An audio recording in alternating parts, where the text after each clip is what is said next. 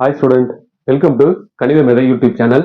இனி நம்ம 10th standard maths chapter 1ல relation and function exercise number 1.2 பார்க்க போறோம்.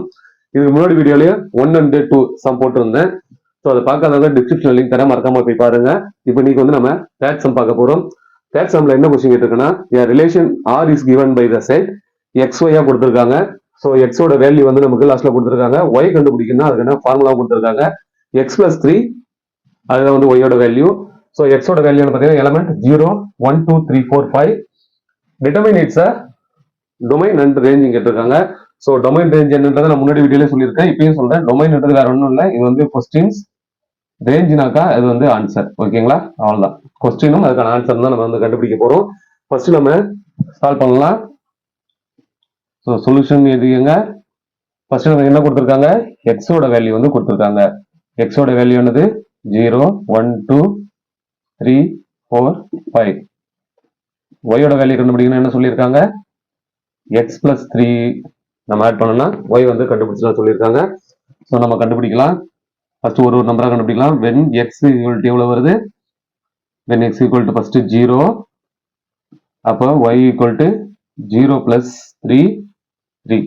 இது புரியுதுங்களா? ஃபர்ஸ்ட் வந்து எக்ஸ்ல 0 கொடுத்துருக்காங்க, அது கூட நம்ம 3 ஆட் பண்ண போறோம். ஆட் பண்ணா நமக்கு ஆன்சர் வந்து 3 கிடைச்சிருக்கும். ஸோ அடுத்து நெக்ஸ்ட் ஒன் பார்க்கலாம்.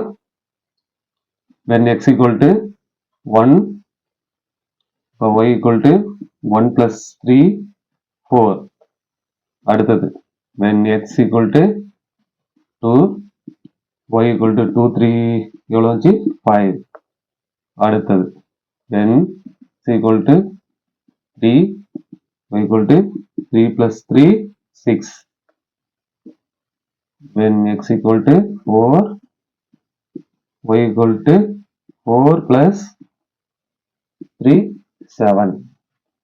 அதே போல when x equal to 5, y equal to 5 plus 3, 8. ஓகேங்களா?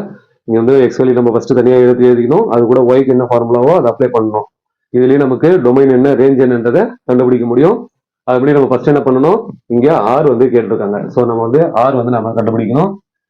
r கண்டுபிடிக்கணும்னா ஒன்றும் இல்லை, சிம்பிளா ஃபர்ஸ்ட் இருக்கிற இந்த 0வையும் 3ஐயும் அப்புறம் 1, 4 இதை வந்து அங்கே அப்ளை பண்ண போறோம், அவ்வளவுதான். ஃபர்ஸ்ட் நமக்கு என்ன கிடைச்சது, 0, 3. அடுத்தது 1, 4. அடுத்தது 2, 5. அடுத்தது 3, 6. அடுத்தது 4, 7. அடுத்தது 5, 8. ஸோ ஆர் வந்து நாம கண்டுபிடிச்சாச்சு. இப்ப டொமைனும் ரேஞ்சும் வந்து கண்டுபிடிக்க போறோம்.